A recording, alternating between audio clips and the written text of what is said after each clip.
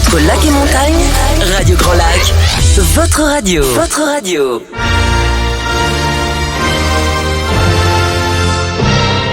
Your English Weekly. Your English Weekly. La chronique 100% en anglais de Radio Grand Lac avec Sinead. Hello everyone and welcome back to your English Weekly. My name is Sinead Dupont and I'm hosting our 20th edition this week of your English Weekly. So, what is your English Weekly? Your English Weekly promotes and boosts English speaking on various subjects with jobs, friends, learners, and of course native speakers. And today we have a native speaker in our studio with us. So we're going to do this for the local community, and of course every week we have our expression of the week. So I hope you all had a nice break, and for those who were obliged to work like myself, I hope you had a good week too. I missed you last week. So before we start, I just want to say a big thank you to Radio Grand Lac at 92.1. Hello, Sandrine, and thank you for being here today. And today we are going to talk to Brian. He is our special guest today. Hi, Brian. Hi, Sinead. Great, thanks for coming. It's wonderful. So, Brian, tell us, you were born in Christchurch in New Zealand. You arrived in France in 1987. And you're working today as, well, you do a few things, if I'm correct, between writing, teaching, and all sorts of little things. So you're going to tell us more about that later. And Brian, before we start, do you know the expression? I'm going to ask you if you know the expression, to add fuel to the fire. What does that mean, to add fuel to the fire? Well, I'll give you an example. If your girlfriend says you never take any attention of her, and you arrive with flowers to make it up. Oh. And she hates those flowers. Oh, no. And she's always told you. Yeah, because you didn't listen to her. Absolutely, once again. Which is what it is. So you think it's just making or adding something to make something worse. Absolutely. Okay, well, we'll know at the end if you're right. So listeners, stay tuned to hear if Brian is right or not at the end of the show. Okay, and of course, don't forget, listeners, if you wish to participate in this chronicle or you know the answer to this expression, Your English Weekly, 100% English, every Tuesday, you can just write to me and let me know at www.yourenglishworkshop.com. Okay, so now back to my guest.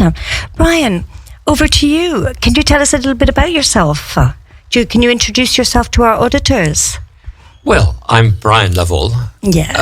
I come from New Zealand originally, but I've been in Europe for about the last 35 years. And when I moved from Germany to Savoie.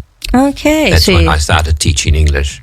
Okay. So you're a little of a globehopper here. I am indeed. Yeah, coming from New Zealand, England, Germany.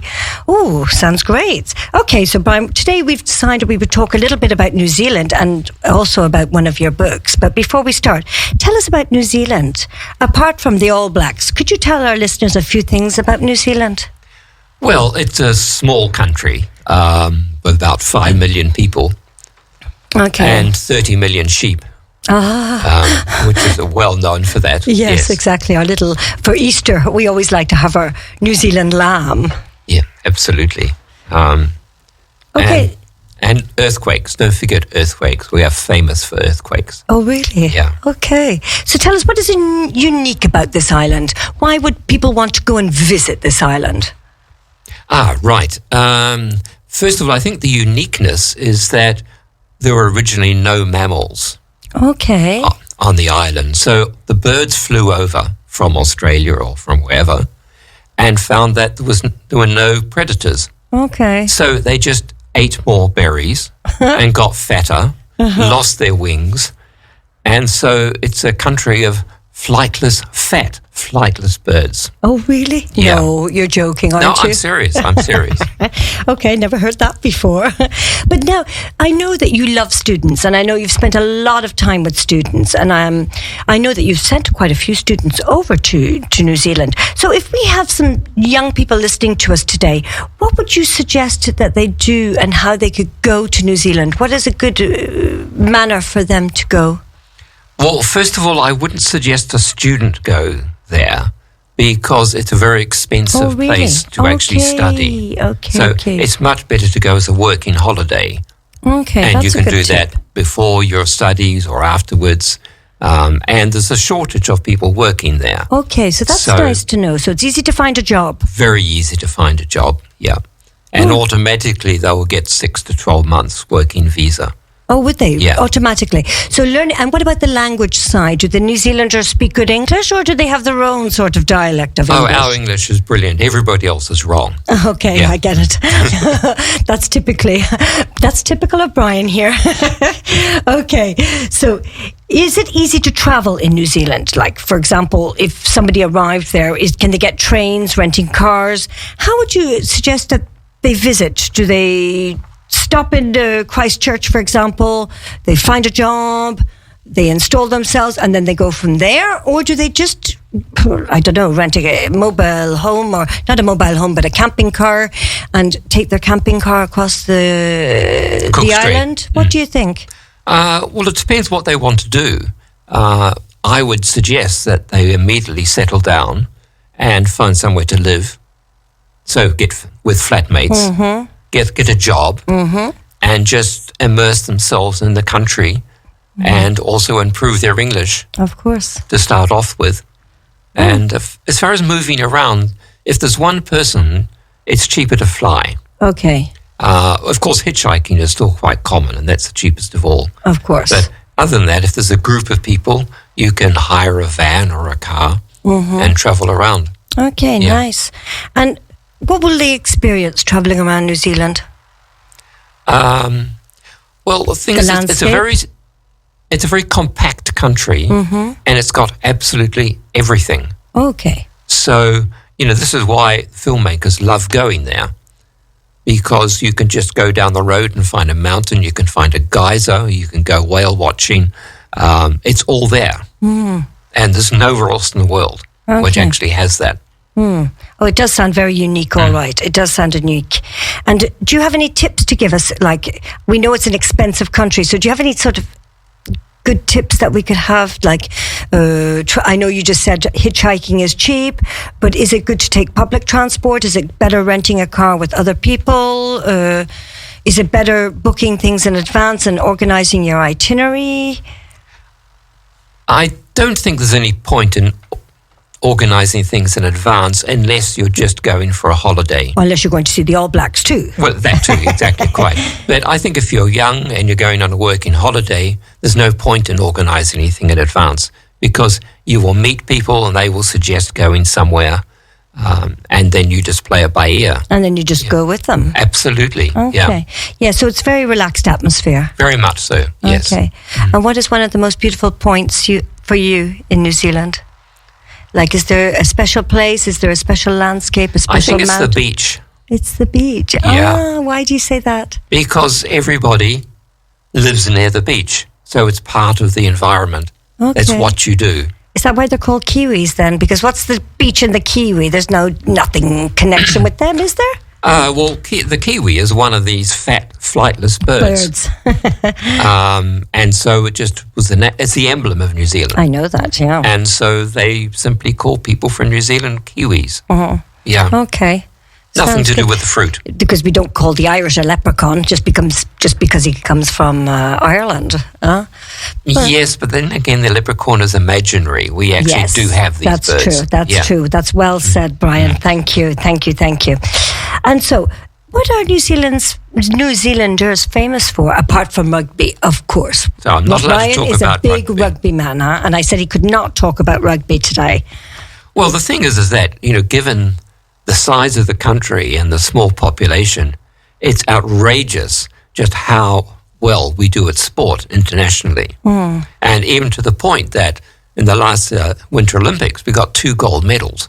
Which is not bad, huh? Which is not bad, yes. Yeah, because the size of the population is nothing compared to us. So. Exactly, quite. So you've got a lot of space out there. So yes, it's not as compact as here, even though you just said it was a compact island. I suppose a bit similar to France in that way, and that there's a lot of empty space in France. I I don't know, but I suspect the population density of France is not that different to New Zealand. Okay, that's nice to hear. Interesting. So, Brian, now that we've spoken about New Zealand, thank you. Tell us a little bit about your book. I know you're a writer. I know you love to write. So tell us a little bit about your books, which I know is one of your main themes. And Julie, how did you get the connection with Julie?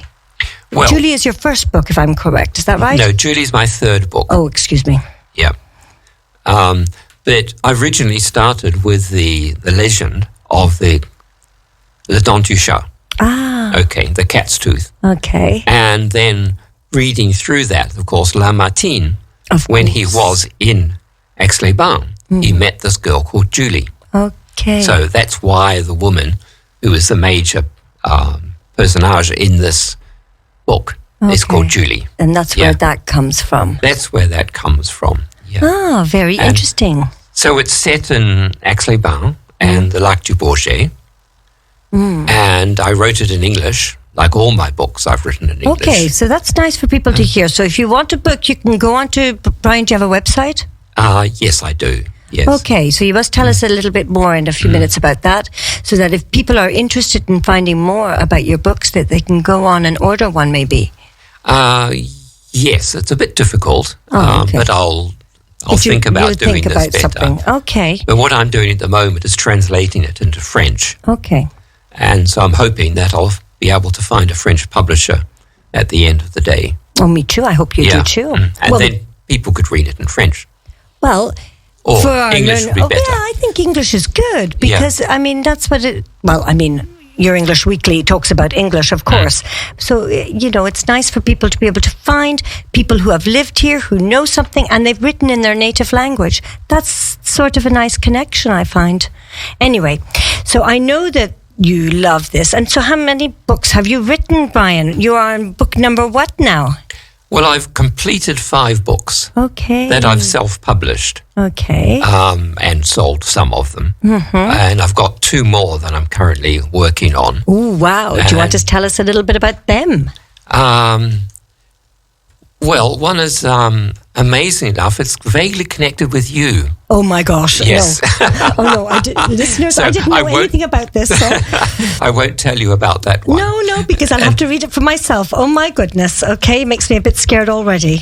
Yeah. And the other one is an idea I had for a second family that was unknown.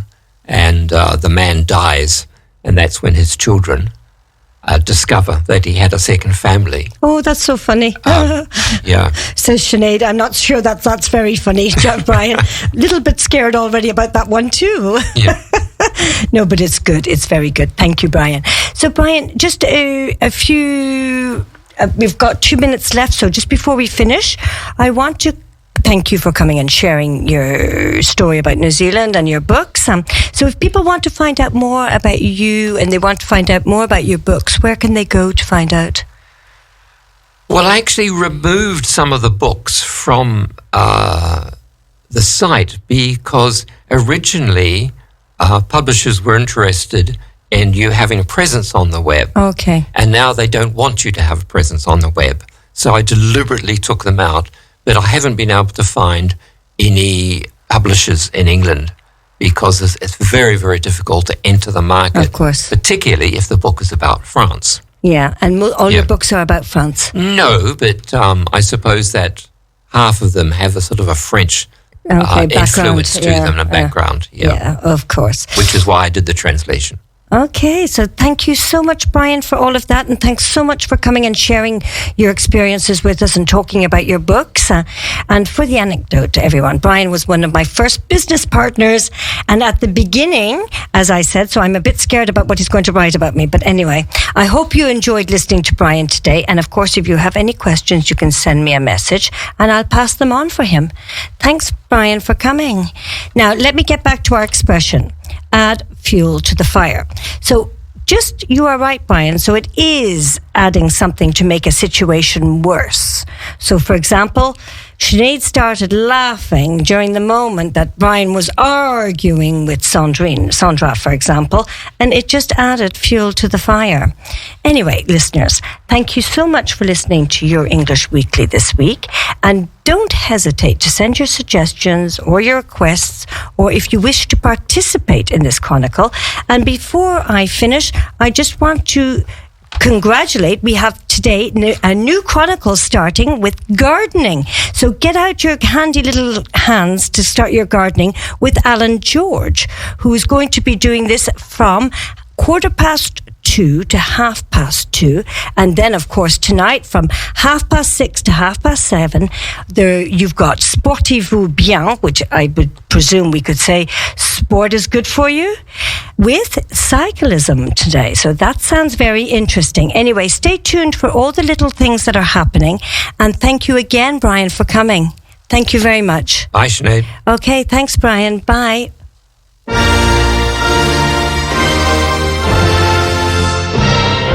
Your English Weekly. Your English Weekly. La chronique 100% en anglais de Radio Grand Lac avec Sinead. Vous écoutez Radio Grand Lac sur le 92.1 FM.